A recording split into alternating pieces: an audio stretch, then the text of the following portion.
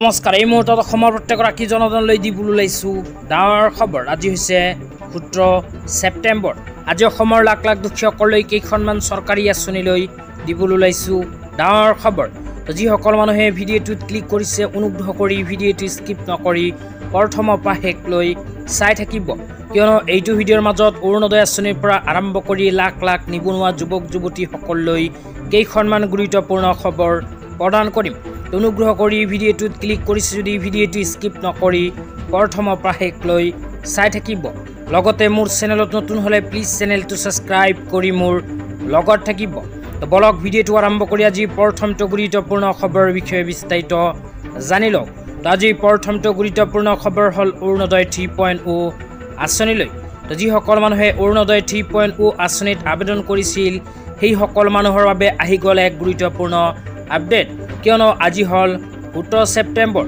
অসম চৰকাৰৰ ঘোষণা অনুযায়ী আজি অৰুণোদয় 3.0 আঁচনিৰ টকা প্ৰদানৰ কথা আছিল, কিন্তু আজি অৰুণোদয় হিতাধিকাৰীসকলে লাভ নকৰে অৰুণোদয় 3.0 আঁচনিৰ টকা। তো ইয়াক লৈ আপোনালোকে মোবাইল স্ক্ৰীণত চাব পাৰিছে অসম চৰকাৰে এনেকৈ এখন আপডেট প্ৰদান কৰিছে। তো ইয়াতে লিখা আছে বুনিয়াদী অৰ্থনীতি সবলীকৰণেৰে প্ৰগতিৰ দিশত ৰাজ্য আমাৰ। তো তাৰপিছত আৰু কি লিখা আছে পঢ়ি শুনাই দিছোঁ, অনুগ্ৰহ কৰি ভিডিঅ'টো শ্বেয়াৰ কৰি দিব।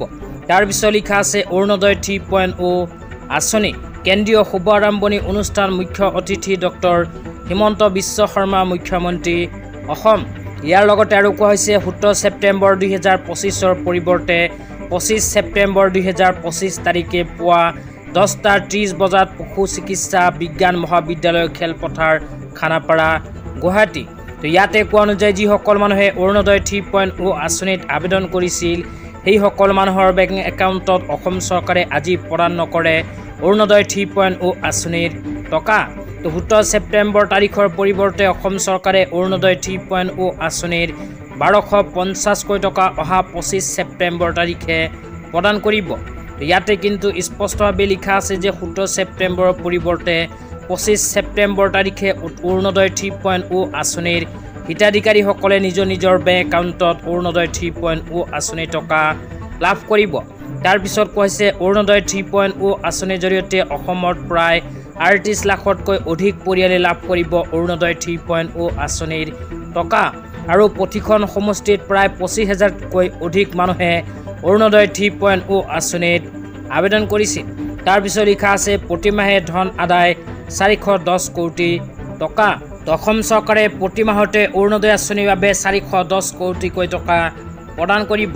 তেতিয়া আপোনালোকক দিবলৈ ওলাইছোঁ আজি দ্বিতীয়টো খুবেই গুৰুত্বপূৰ্ণ খবৰ। আজি দ্বিতীয়টো গুৰুত্বপূৰ্ণ খবৰ হ'ল লাখ লাখ নিবনুৱা যুৱক যুৱতীসকলৰ বাবে। তো লাখ লাখ নিবনুৱা যুৱক যুৱতীসকলৰ বাবে ভাৰত চৰকাৰে আৰম্ভ কৰিছে এখন বিশেষ আঁচনি। আঁচনিখনৰ নাম হ'ল PM ইণ্টাৰ্ণশ্বিপ আঁচনি। এইখন আঁচনিৰ জৰিয়তে যুৱক যুৱতীসকলক ভাৰত চৰকাৰে প্ৰতি মাহতে প্ৰদান কৰিব 5,000কৈ টকা।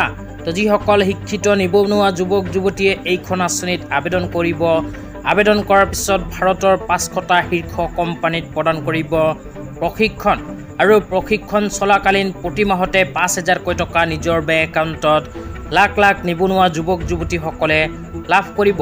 কেৱল মাত্ৰ এয়াই নহয়, 5,000 টকাৰ উপৰিও আৰু 6,000কৈ টকাৰ এককালীন সাহায্য লাভ কৰিব এইখন আঁচনিৰ জৰিয়তে লাখ লাখ যুৱক যুৱতীয়ে। তো যিসকলে এইখন আঁচনিত নতুনকৈ আবেদন কৰিব বিচাৰে সেইসকলে অনুগ্ৰহ কৰি চেনেলটো ছাবস্ক্ৰাইব কৰি মোৰ লগত থাকিব, কিয়নো যেতিয়া আবেদন আৰম্ভ হ'ব লগে লগে ভিডিঅ' বনাই আপোনালোকক জনাই দিম। তো